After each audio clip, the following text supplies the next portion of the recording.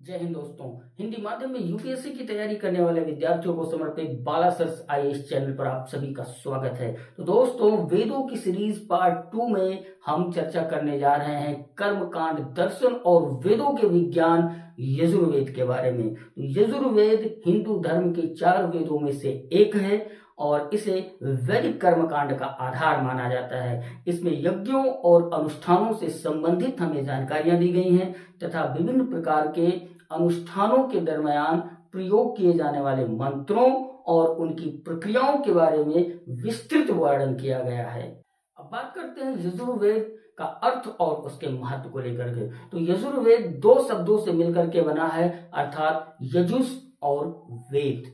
यजुस का अर्थ होता है यज्ञ संबंधी मंत्र और वेद का अर्थ होता है ज्ञान, अर्थात ऐसा टेक्स्ट जो हमें यज्ञ संबंधी मंत्रों का ज्ञान कराए। तो इस प्रकार से यजुर्वेद बनता है। यजुर्वेद न केवल आध्यात्मिकता बल्कि व्यवहारिक जीवन और सामाजिक व्यवस्था को भी प्रभावित करता है। इसमें वैदिक यज्ञों को व्यवस्थित रूप से प्रस्तुत किया गया है। बात करते हैं यजुर्वेद की संरचना और शाखाओं के बारे में। तो यजुर्वेद को 2 प्रमुख शाखाओं में विभाजित किया गया है। पहली शाखा है कृष्ण यजुर्वेद। इसमें गद्य और पद्य दोनों प्रकार के मंत्र मिलते हैं। और दूसरी बात यह कि इनमें मंत्रों और उनकी व्याख्याओं को, जिन्हें ब्राह्मण ग्रंथ कहा जाता है, एक साथ दिया गया है, जिससे यह थोड़ा सा असंगठित सा लगता है, यानी कि इसको पढ़ने और समझने में थोड़ी सी समस्याएं आती हैं। और इसे भी 4 प्रमुख शाखाओं में विभाजित किया गया है। तैत्तिरीय संहिता, तैत्तिरीय संहिता जो कि दक्षिण भारत में प्रचलित है। मैत्रेय संहिता जो कि महाराष्ट्र और मध्य भारत में प्रचलित है। काटक संहिता जो कि काठ क्षेत्र यानी कि गुजरात में प्रचलित है। और कपिस्थल संहिता जो लगभग अब विलुप्त सी हो गई है। तो इस प्रकार से कृष्ण यजुर्वेद को भी 4 हिस्सों में यानी कि 4 शाखाओं में विभाजित किया गया। दूसरी प्रमुख शाखा की, जिसे शुक्ल यजुर्वेद के नाम से जाना जाता है, इसमें मंत्रों को और उनकी व्याख्या यानी कि ब्राह्मण ग्रंथ को अलग अलग प्रस्तुत किया गया है, जिससे इसको पढ़ना और उसको समझना दोनों आसान हो जाता है। इसे मुख्य रूप से वाजसेनेयी संहिता से लिया गया है। वाजसेनेयी संहिता को भी 2 भागों में विभाजित किया गया है। एक माध्यान्दिन शाखा जो कि उत्तर भारत में प्रचलित है और दूसरी है कड़ो शाखा जो कि दक्षिण भारत में प्रचलित है। अब बात करते हैं यजुर्वेद के ग्रंथों की। तो इसमें नंबर 1 पर आता है संहिता ग्रंथ। संहिता ग्रंथ के अंतर्गत पहले नंबर पर आता है वाजसेनेयी संहिता। इसमें मंत्रों को शुद्ध और व्यवस्थित रूप से प्रस्तुत किया गया है। दूसरे नंबर पर आता है तैत्तिरीय संहिता। इसके अंतर्गत यज्ञ के दौरान उपयोग किए जाने वाले मंत्रों और उनकी व्याख्याएं शामिल हैं। दूसरे नंबर पर आता है ब्राह्मण ग्रंथ यानी कि अनुष्ठान और व्याख्या। इसके अंतर्गत पहले नंबर पर आता है शतपथ ब्राह्मण। शतपथ ब्राह्मण के अंतर्गत यज्ञों की डिटेल में यानी कि विस्तार रूप से जानकारी दी गई है। दूसरी बात यह कि यह उपनिषदों के विकास में भी अपनी महत्वपूर्ण भूमिका निभाता है। दूसरे नंबर पर आता है तैत्तिरीय ब्राह्मण।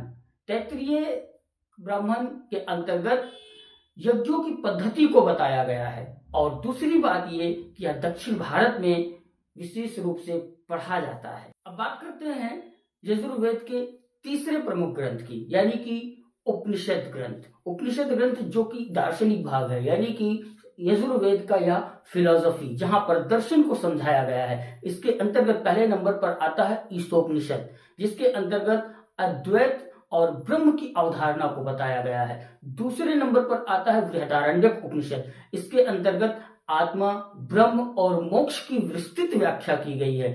तीसरे नंबर पर आता है श्वेताश्वतर उपनिषद। इसके अंतर्गत ईश्वर और भक्ति के महत्व को बताया गया है। अब बात करते हैं यजुर्वेद में वर्णित यज्ञों और अनुष्ठानों की। तो इसमें कई प्रकार के यानी विभिन्न प्रकार के यज्ञों का उल्लेख किया गया है जो धर्म और समाज दोनों के लिए महत्वपूर्ण होता था। अब बात करते हैं कुछ विशेष प्रकार के यज्ञों की जो इसमें वर्णित हैं। तो पहला आता है अग्निहोत्र यज्ञ, यानी कि प्रतिदिन सुबह और शाम किया जाने वाला यज्ञ होता था ये। दूसरा यज्ञ होता था राजसूय यज्ञ, यानी जब किसी का राज्याभिषेक किया जाता था तो राज्याभिषेक के दौरान किया जाने वाला यज्ञ होता था राजसूय यज्ञ। तीसरे नंबर पर आता है अश्वमेध यज्ञ, यानी जब राज्य के विस्तार के लिए किया जाने वाला यज्ञ जो होता था, यानी कि राजकीय यज्ञ जिसको हम कह सकते हैं, वह होता था अश्वमेध यज्ञ। चौथा यज्ञ था सर्वमेध यज्ञ। इस यज्ञ को संपूर्ण ब्रह्मांड के कल्याण के लिए किया जाता था। और पांचवा यज्ञ था पौर्णमास यज्ञ। इस यज्ञ को पूर्णिमा तिथि को विशेष रूप से आयोजित किया जाता था। यजुर्वेद केवल कर्मकांड तक सीमित नहीं है, बल्कि इसमें जीवन के नैतिक सिद्धांतों को भी दिया गया है जो आज भी प्रासंगिक हैं। तो आइए समझते हैं जीवन की वे नैतिक सिद्धांत कौन कौन से हैं। इसमें पहले नंबर पर आता है सत्य और धर्म का पालन, यानी सदा सत्य बोलें और धर्म का पालन करें। नंबर 2 आता है अहिंसा और दया, यानी सभी प्राणियों के प्रति दया भाव को बनाए रखें।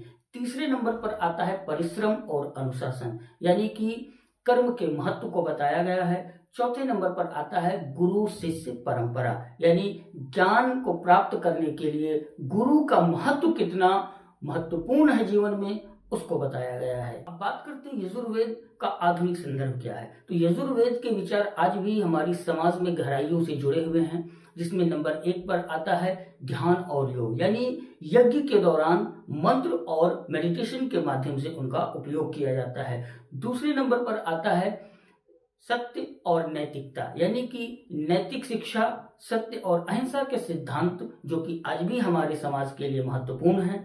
तीसरी बात आती है पर्यावरण संरक्षण, यानी कि वैदिक कर्मकांडों में हमें बताया गया है कि वृक्षारोपण कितना महत्वपूर्ण है और साथ ही जल संरक्षण कितना महत्वपूर्ण है। और इसके बाद आते हैं राजनीति, यानी कि राजनीति और शासन में यजुर्वेद के विचारों, उनके सिद्धांतों को अभी भी गवर्नेंस में नीतियों को बनाने के लिए उपयोग में लाया जाता है। तो इस प्रकार से यजुर्वेद कितना हमारे लिए महत्वपूर्ण है, कितना वह अपना स्थान रखता है हमारे जीवन में, हमारे जीवन को एक नई दिशा और दशा देने में। तो इस प्रकार से वेदों की सीरीज के पार्ट 2 में हम यजुर्वेद पर एंड करते हैं। तो फिर मिलेंगे दोस्तों अगले नए सेशन में वेदों की सीरीज के अगले भाग को लेकर के।